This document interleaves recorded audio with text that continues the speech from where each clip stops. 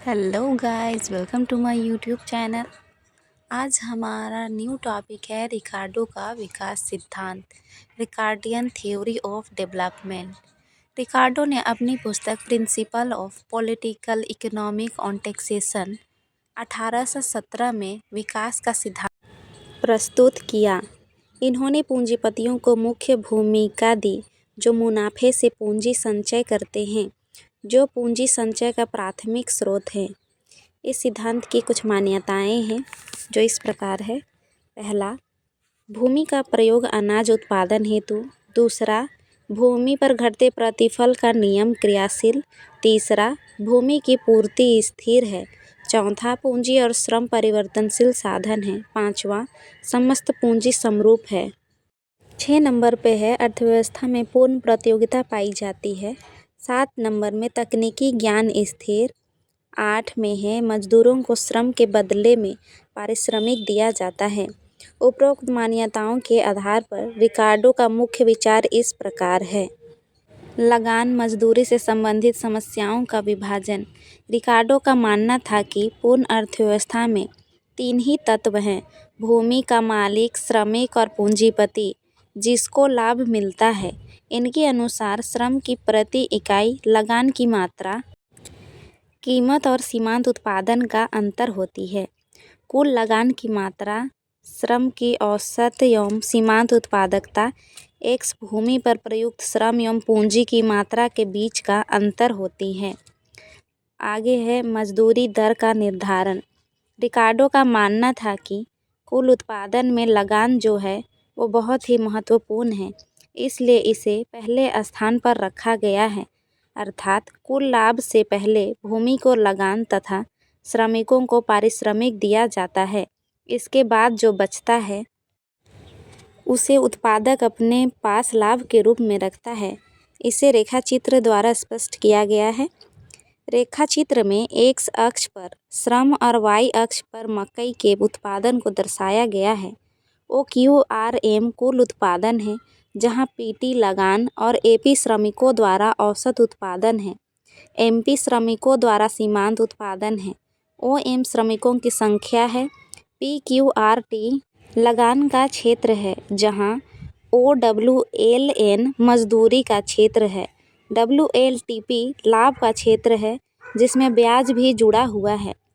अर्थव्यवस्था में जैसे जैसे विकास होगा वैसे वैसे श्रमिकों की संख्या में वृद्धि होगी, तब कुल उत्पादन OM से बढ़कर ON हो जाएगा, जहां WSBA लगान है तथा WOSN मजदूरी है। यहाँ लाभ नहीं हुआ। रिकार्डो का मानना था कि विकासशील अर्थव्यवस्था में धीरे धीरे श्रमिक बढ़ने पर लागत भी बढ़ेगा और लगान बढ़ने से मजदूरी की दर में भी वृद्धि होगी, जिस कारण लाभ घटता चला जाएगा और एक समय ऐसा आएगा कि जहां फायदा नहीं होगा। इसे स्थिर अवस्था कहते हैं। आगे पूंजी संचय की प्रक्रिया। पूंजी 2 घटकों पर निर्भर करता है। पहला, बचत करने की इच्छा। दूसरा, बचत करने की क्षमता। पूंजी संचय लाभ के कारण होती है। लाभ के कारण लोग बचत करते हैं, जिसका उपयोग पूंजी निर्माण में करते हैं। आगे है मजदूरी में वृद्धि और लाभ में गिरावट की प्रवृत्ति।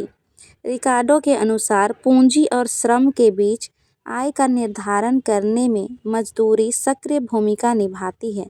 जब श्रमिकों द्वारा उपभोग की जाने वाली वस्तुओं की कीमत बढ़ती है, तब मजदूरी की दर बढ़ जाती है। जैसे ही अनाज की मांग बढ़ती है, वैसे ही कम उर्वरक भूमि पर खेती की जाने लगती है। उपज बढ़ाने के लिए श्रम की मांग भी बढ़ जाती है, जिससे मजदूरी बढ़ती है और लाभ घटता चला जाता है। जनसंख्या में वृद्धि। अर्थव्यवस्था में जैसे जैसे जनसंख्या में वृद्धि होती है, वैसे वैसे मजदूरी दर में वृद्धि होता है तथा लाभ घटते जाता है और एक ऐसी अवस्था आ जाती है जहां लाभ शून्य हो जाता है। इसे रेखाचित्र द्वारा स्पष्ट किया जा सकता है। चित्र में एक्स अक्ष पर जनसंख्या तथा वाई अक्ष पर कुल उत्पादन लगान है। OP उत्पादन फलन वक्र है। चित्र से स्पष्ट होता है कि जैसे जैसे जनसंख्या में वृद्धि होती है, वैसे वैसे सीमांत उपयोगिता ह्रास नियम के कारण ओपी वक्र घटता जाता है। OW वास्तविक मजदूरी दर है जो कि स्थिर है।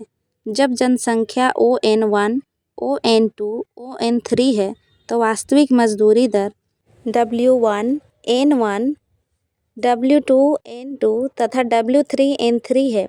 जब वास्तविक मजदूरी N1, W1 होती है, उत्पादक का कुल लाभ P1, W1 होता है।